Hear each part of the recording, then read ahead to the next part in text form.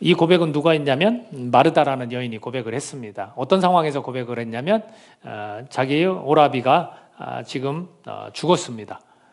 그래서 그 상황 가운데 예수님을 만나고 예수님한테 마지막 날 부활 때에는 다시 살아날 줄을 내가 압니다라고 이야기했더니 예수님께서 나는 부활이고 생명이다. 나를 믿는 자는 죽어도 살겠고 무릇 살아서 나를 믿는 자는 영원히 죽지 아니하리라. 이것을 내가 믿느냐라고 그렇게 말씀을 하셨습니다.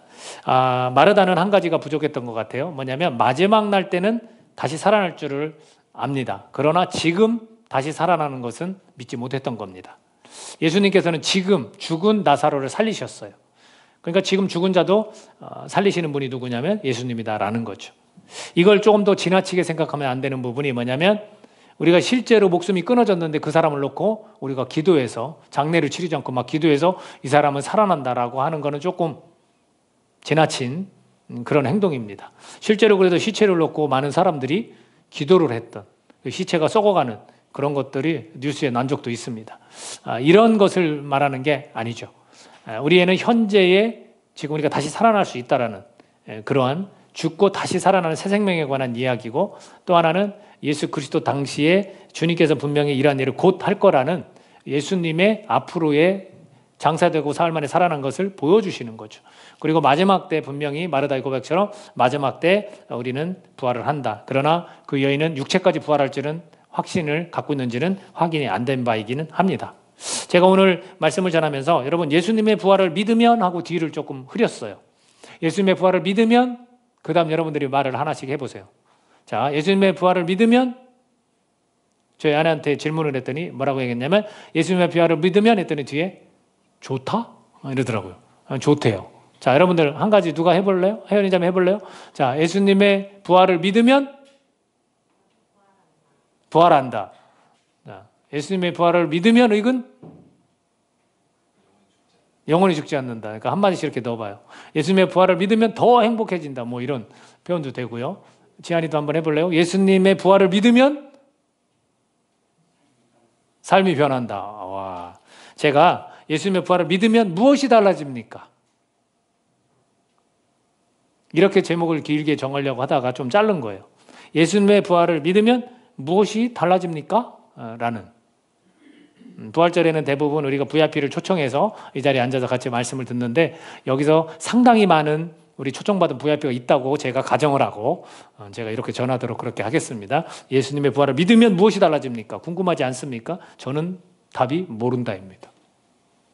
모른다. 왜 모르냐면 제가 경험한 것과 제 지식의 한계 때문에 제가 그렇게 말하는 거예요.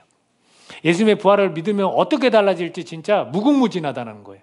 저는 딱 두 가지 제가 확실한 것이 두 가지가 있기 때문에 이 두 가지를 좀 전하려고 합니다.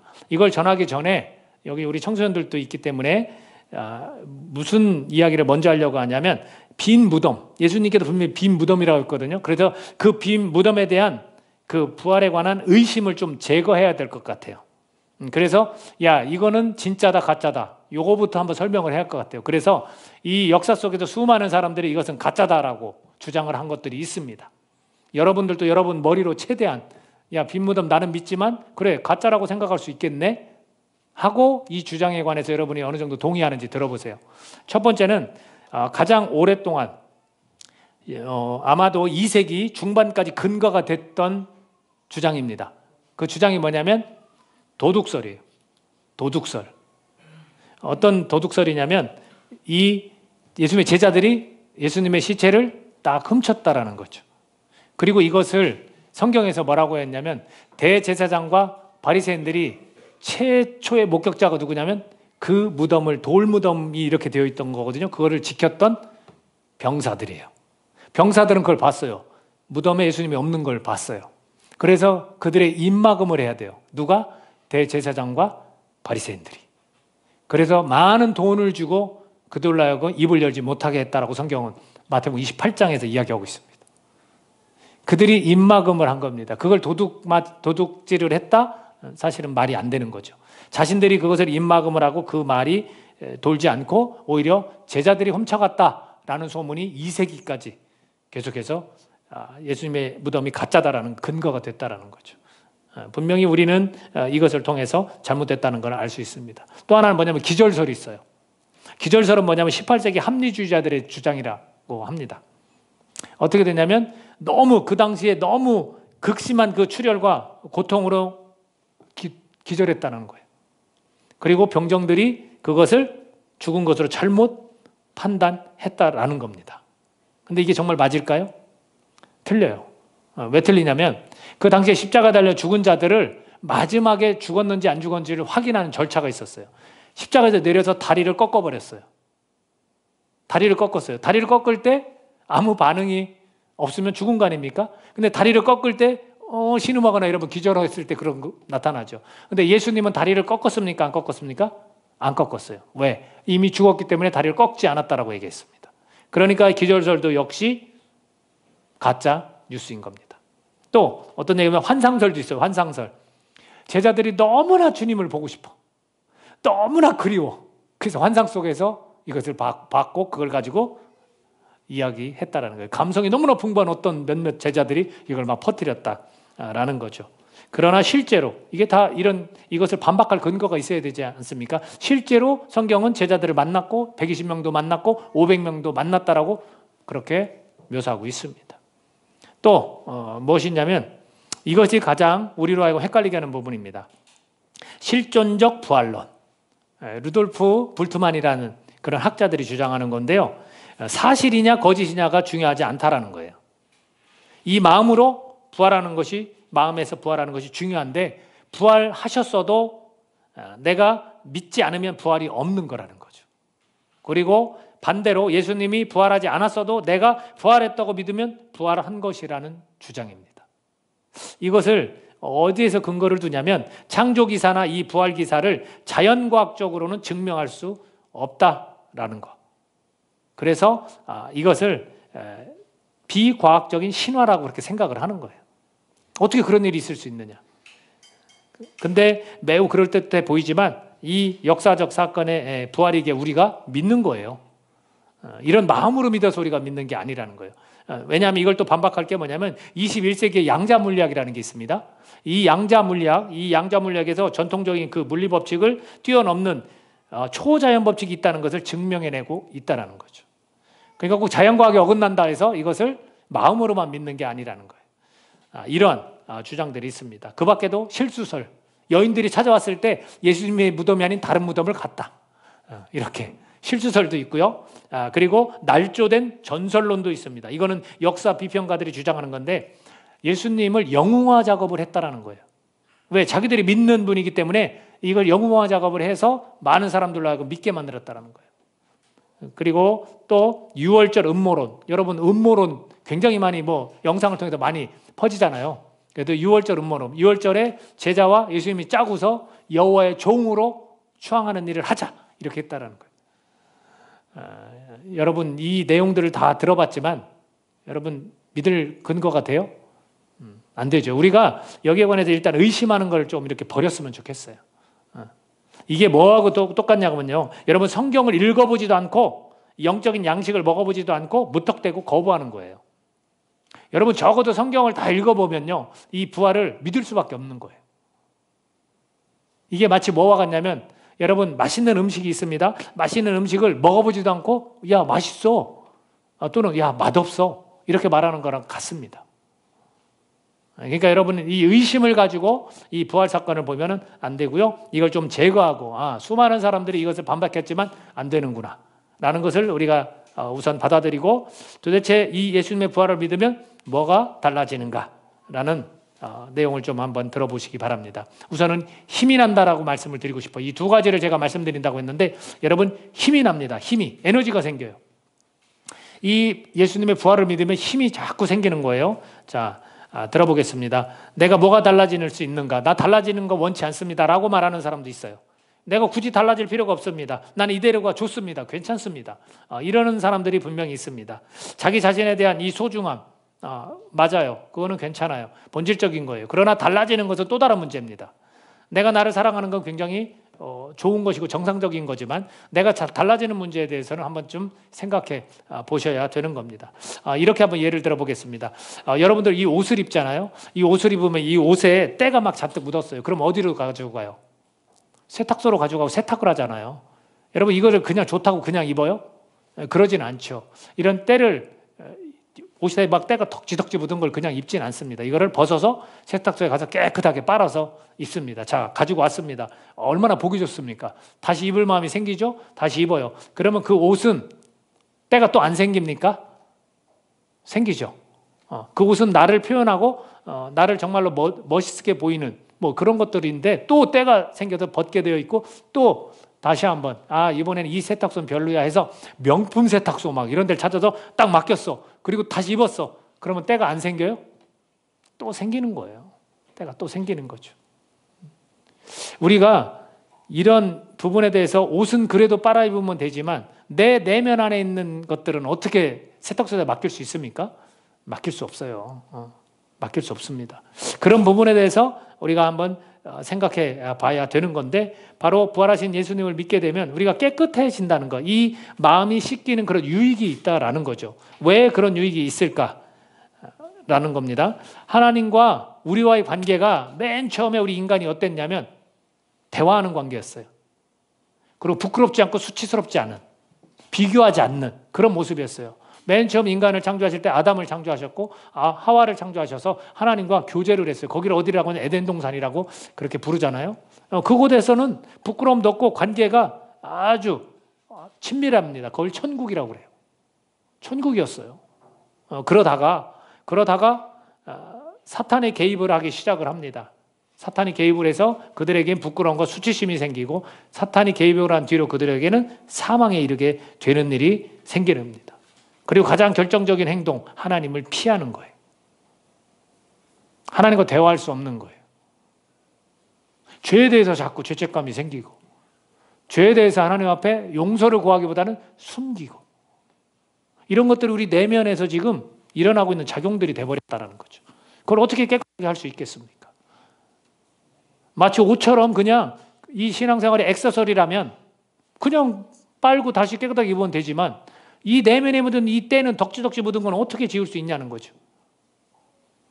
이 부분이 우리에게 생긴 겁니다. 그래서 우리를 어둠의 권세 아래 죄의 종노릇 하는 자들이다 이렇게 부르는 거예요. 그래서 죄의 종노릇이 시작됐습니다.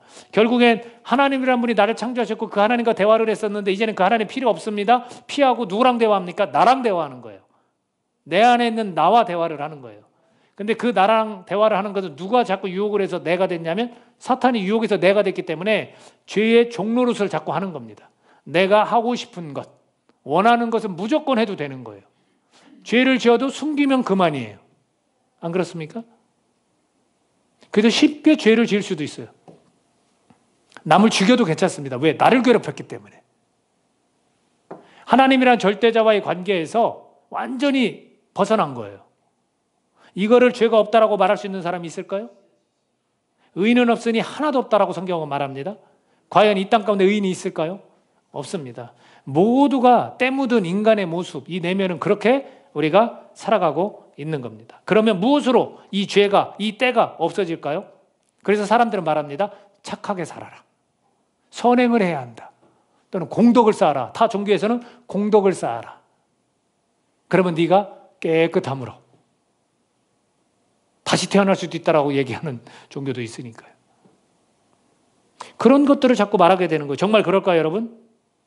왜냐하면 죄가 없어야 깨끗해야 하나님께 갈 수 있거든요. 여러분 어떻게 가실 거예요? 공덕을 쌓아서 가실 거예요? 착한 일을 하고 가실 거예요? 나는 죄를 하나도 안 졌다고 해서 가실 수 있다고 지금 하나님 앞에 갈 수 있다고 생각하시는 거예요? 갈 수 있는 적 없어요. 다른 신은 갈 수 있죠. 왜? 살아있지 않기 때문에. 죽었기 때문에 내가 갈 수 있어요. 내 마음대로. 근데 여러분 하나님 앞에 못 가요. 죄가 있으면 못 가요. 그 죄가 제거돼야만 갈 수 있다라는 겁니다. 그래서 여러분 예수님께서 부활했다는 것은 죽었다는 걸 전제하잖아요. 다시 살아났다는 건 죽었으니까 다시 살아난 거예요. 그 죽었을 때 주님께서 흘리신 게 뭐예요? 피예요. 그리고 죄가 없다라는 걸 우리는 너무나 잘 알고 있잖아요. 그리고 그 전에 이스라엘 백성을 통해서 우리가 아는 게 뭐냐, 죄를 용서받을 때는 죄가 없는 어린 양을 잡아서 죽이고 피를 흘려야 됐어요. 그래서 예수님을 어린 양이라고 성경은 묘사하고 그 어린 양이 흘린 피로 우리의 죄가 깨끗이 씻어질 수 있다라는 거예요. 이것은 오래전 구약시대와 신약시대와 같이, 왜냐하면 이 예언의 성취 이루어졌기 때문에 그렇거든요. 그렇게 해서 이 부활 이전에 이 죽음 피 때문에 계약 조건이 없이 믿으면 그냥 해결되는 거예요. 왜냐하면 구약 때는 그래도 뭐 조건들이 좀 있었다면 신약 때는 아예 없어요. 예수 그리스도께서 나를 위해서 피를 흘려주셨다. 그 피가 나를 깨끗게 한다. 그 예수님 믿으면 그렇게 자동으로 되는 거예요. 여러분이 선행을 해서 되는 게 아니라고요. 나는 사회 속에서 정말로 괜찮은 사람으로 살았는데 이거 아무런 소용이 없는 거라는 거죠. 그 사람이 무슨 사고 사건을 저질러서 집행유예가 있든 감옥에 갔다 왔든 아무 상관이 없는 거예요. 그 사람이나 착하게 계속 바르게 살았던 사람이나 똑같은 거예요. 조건이 없어요. 그것을 믿으면 깨끗하게 되는 거예요. 여러분, 이런 거 비슷한 거죠. 뭐 세탁소에 물론 맡기면 뭐 돈을 줘야 이렇게 해주지만 세탁소에 맡겼는데 세탁을 안 하고 돌려주는 사람 봤어요? 네? 없잖아요. 그런 거예요. 우리가 그걸 믿으면 그냥 자동적으로 이거는 예수의 피로 깨끗하게 씻어진다고요. 이것을 우리가 어떻게 표현할 수 있냐면, 내가 죄 때문에 죄인으로 살 수밖에 없는 신분이었다면 이제는 뭘로 바뀐 거냐면, 그 죄가 씻어졌으면 그 다음은 의로운 사람이다, 의인이다, 이렇게 되는 거예요. 왜? 죄가 없기 때문에 이제 하나님 앞에 갈 수 있고 하나님 앞에 갈 수 있는 사람을 의인이라는 거예요. 우리는 그래서 이런 신분의 변화를 경험한 거예요. 이거를 통해서 우리는 힘이 나는 거예요. 나는 죄를 질 수밖에 없는 사람인데 아니야. 나는 이제 의인으로 주님께서 모든 걸 다 씻어주시고 다시금 살게 하셨어. 그래서 이때의 창조를, 에덴 동산의 창조를 다시 주님께서 회복시키는 거예요. 그래서 재창조다 이렇게 부릅니다. 우리는 이제 재창조가 되었어요. 그 창조 당시에 사탄이 우리를 괴롭히고 죄의 종노릇으로 이렇게 계속 살아왔다면 이제는 의인으로서 재창조된 새 생명으로서 이제는 살아가는 겁니다. 바로 오늘 이 시간 당장 그게 가능하다는 거예요. 예수님을 믿으면. 근데 보세요. 예수님이 분명히 살아계셨고 그분이 병자들을 고쳤고 말씀을 주셨고 같이 먹고 자고 한 제자들이 그런 믿음이 있었느냐? 없었어요. 그들은 계속해서 스승을 실망시켰어요. 그러면 그들의 믿음은 어떻게 생겼습니까? 3년 동안 다니면서 그 병자를 고치고 수많은 기적을 무리까지 걸었던 그분을 그들이 보았음에도 불구하고 예수님이 잡혀가실 때 어떻게 했습니까? 싹 다 도망갔어요. 그게 믿음입니까? 아니죠. 믿음이 없었어요. 아니면 믿음이 부족했어요. 계속해서 믿음이 없는 자들아 책망받으셨거든요. 책망하셨거든요. 책망받았어요. 언제 믿었습니까? 예수님께서 십자가를 죽고 무덤에서 계시다가 부활한 당일날 주님께서 만나주신 그때부터 제자들은 믿음이 생기기 시작했어요. 우리가 그래서 부활하신 예수님을 믿어야만 우리가 믿음이 생기는 거예요, 여러분. 내 흐릿했던 이런 부족했던 믿음이 확실해지고 제자들이 부활하신 예수님을 보고 나서야 그랬던 것처럼 오늘 이것을 믿으면, 이 부활하신 예수님을 받아들이면 우리는 믿음이 더 생겨난다는 거예요. 그러니까 그냥 예수님 같이 먹고 자고 했던 예수님이 아니에요. 이제는 죽었다가 다시 살아난 그 주님을 만났을 때 비로소 믿게 되는 거예요. 우리가 종교생활, 이걸 교회생활 통해서 믿음이 막 자라고 이러는 게 아니더라고요. 예수님이 부활하셨다는 걸 믿어야만 진짜 믿음이 되는 거예요, 여러분. 그걸 통해서 나는 새 생명을 얻었고 나는 이제 죄인의 삶이 아니라 의인의 삶을 난 지금 살아간다 라는 확신이 들어야만 믿음이 생긴 거예요, 여러분. 여러분은 누굽니까? 의인입니다. 그래서 힘이 나는 거예요. 세상 가운데 내가 살아가는데 저 죄인들과 어울릴 때 나는 누굽니까? 의인이라 나는 힘이 나는 거예요. 똑같이 죄인처럼 왜 지내요? 그럴 필요 없는 거예요. 내가 의인인데 주눅들 필요가 뭐가 있겠습니까? 내가 죄가 없다고 주님께서 인정해 주셨는데 왜 내가 죄 가운데 거하면서 같이 어울립니까? 천만에요. 난 그럴 수 없다라는 거죠. 왜? 나는 의인이라고 주님께서 인정해 주시기 때문에 저 죄를 지을 수 없다. 단호하게 거절하는 겁니다.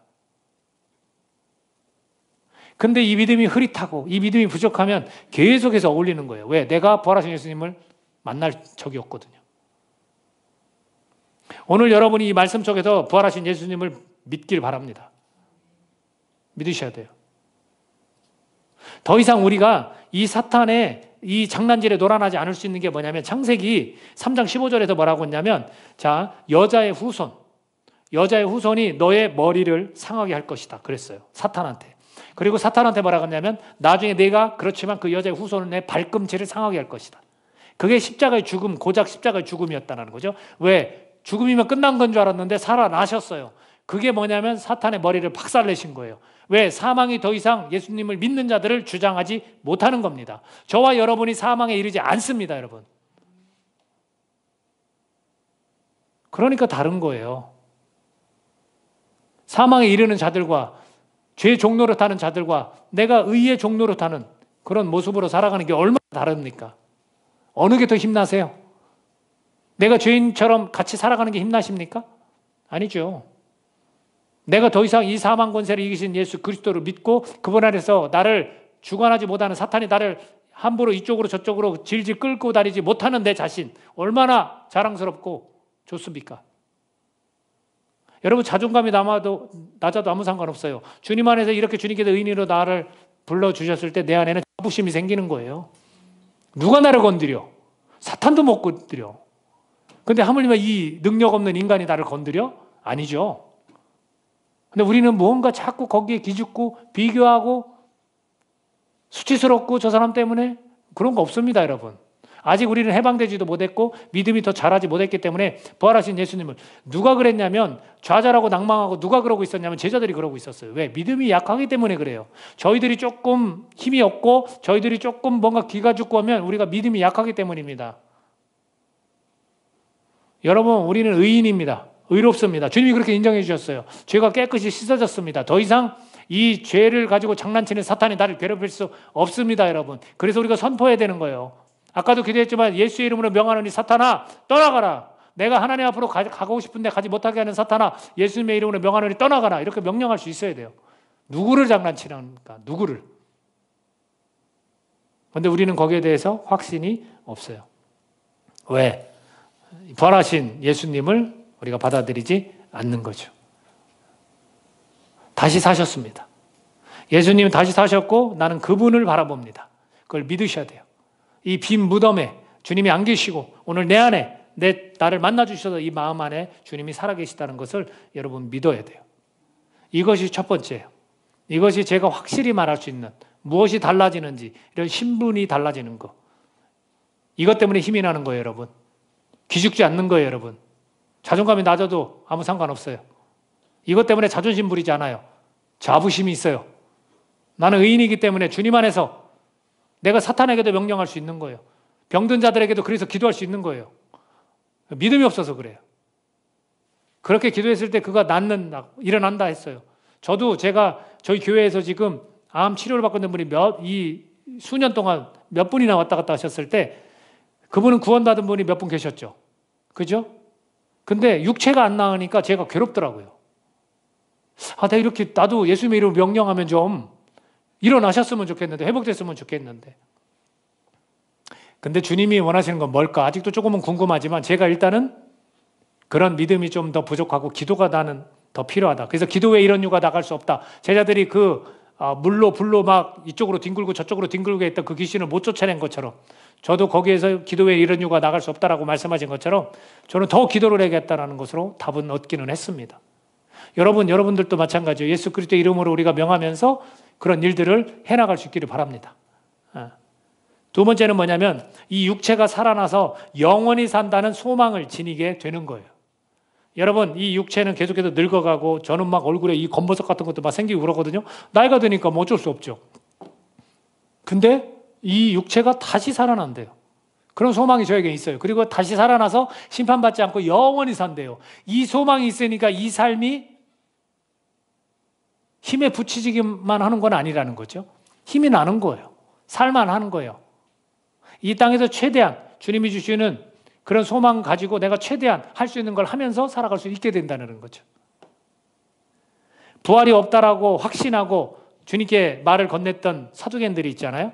그 예수님께서 질문을 했을 때 뭐라고 대답해 주셨냐면 야 니네 성경도 제대로 모르고 하나님의 능력도 그것도 몰라서 알지 못해서 오해했다라고 말씀해 주셨죠. 그러면서 뭐라고 했냐면 시집 장가도 안 가고 하늘에 있는 천사들과 같이 된다 라고 말씀하셨어요. 실제로 우리가 어떻게 변하는지, 사실 예수님께서 나타나셨을 때 엠마오로 가는 제자들이 예수님을 잘 못 알아봤어요. 어떤 형태로 변하는지 사실 잘은 몰라요. 제가 이거를 조금 한번 비교해서 좀 생각해 보려고 하는데요. 이 육체의 부활을 예수님이 부활 이전과 또 예수님의 그 부활 이전의 그 같은 점과 예수님의 부활 이전과 다른 점이 좀 있거든요. 한번 몇 개만 생각해 보자고요. 예수님이 부활하시고 이전과 같은 점이 있어요. 부활하시고 먹은 거, 그죠? 먹은 게 같습니다. 음식을 잡수신 거. 또 하나 보이는 거, 눈에 보였어요. 그 육체가. 그리고 만졌어요. 그것이 같습니다. 또 그 흉터가 남아 있습니다. 그렇다면 부활 이전과 부활 후에 다른 점이 있어요. 그것은 뭐냐면 예수님께서 부활하고서 시공간을 초월했어요. 시공간의 제약을 받지 않았어요. 그리고 또 하나가 얼굴이 변형된 것 같아요. 왜냐하면 알아보지 못했거든요. 그 무덤가에 갔던 막달라 마리아도 예수님을 뭐라고 해야 동산지기로 착각했어요. 그렇게 3년 동안 같이 다녔는데 예수님이 이 현재 그대로 모습이랑 왜 못 알아봤을까요? 당연히 알아보죠. 근데 엠마오로 가는 제자들도 그렇고 이 무덤에 갔던 막달라 마리아도 동산지기로 착각했거든요. 그러니까 이 얼굴의 형태는 뭐 빛이 났든 어떻든 잘 못 알아봤어요. 그리고 또 다른 점이 죽지 않고 영원히 살아있는 몸이 되었다라는 거죠. 이걸 예수님이 직접 말씀하셨습니다. 자, 요한계시록 1장 17, 18절 한번 읽어볼까요? 자, 요한계시록, 자, 시작. 내가 볼 때에 그 발 앞에 엎드려져 죽은 자 같이 되매 그가 오른손을 내게 얹고 이르시되 두려워하지 말라. 나는 처음이요 마지막이니 곧 살아있는 자라. 내가 전에 죽었었노라. 볼지어다 이제 세세토록 살아있어 사망과 음부의 열쇠를 가졌노니. 저 요한에게 나타나서, 요한계시록에서 요한에게 나타나서 지금 주님께서 말씀하시는 거예요. 근데 뭐라고 말씀하셨어요? 전에 난 죽었었어. 근데 이제는 세세토록 영원히 살아있어. 그러니까 이 육체가 살아서 영원히 간다는 거예요, 여러분. 이거는 참 신비스러운 거죠. 또 어떤 모습일지 모르죠. 이것을 우리가 믿어야 되는 거예요. 우리 육체가 다시 살아서 영원히 간다라는 것을 우리가 믿고 그 소망을 가지고 우리가 살아갈 때 우리 힘이 나는 거예요. 이 땅의 삶이 마지막이 아니라는 거죠. 자, 고린도서 15장 17절 한번 읽어볼까요? 자, 시작. 제가 읽겠습니다.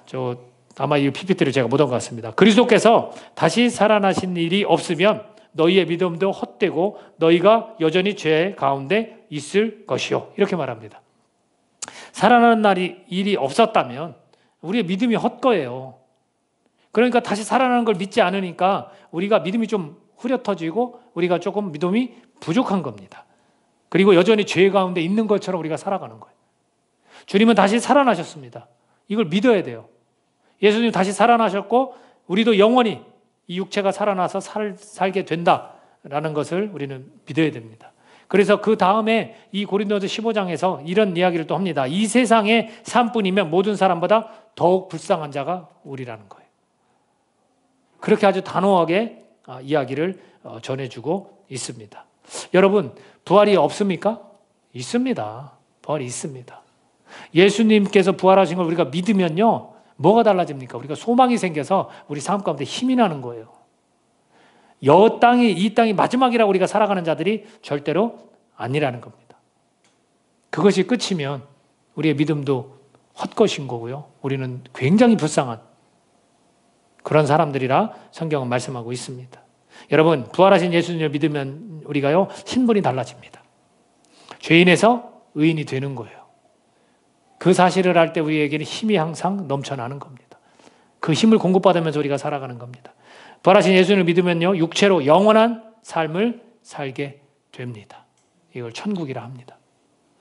이것을 우리가 이 두 가지를, 이 땅에서 우리가 의인으로 살아가는 건 땅이고요, 영원한 육체가 영원한 생명을 얻어서 살아가는 건 하늘입니다.